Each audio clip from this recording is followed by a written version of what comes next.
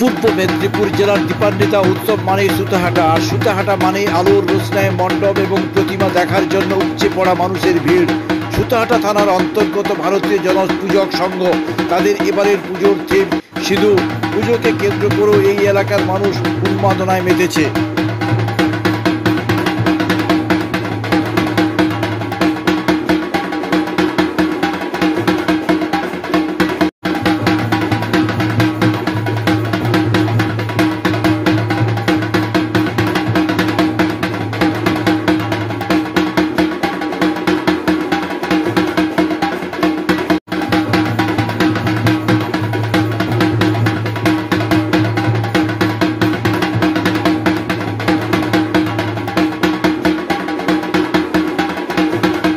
Cake আর পেস্ট্রিতে জিবে জল সপারি, wow আশাতে লাজবাব নিউ বিদ্যুৎ বেকারি, টিপটপ টিফিনে और हैप्पी पार्टी নিউ বিদ্যুৎ বেকারি, মানডে টু সানডে ছোট বড় সবার পছন্দ একটাই, নিউ বিদ্যুৎ বেকারি প্রতিদিন চাই চাই না না না।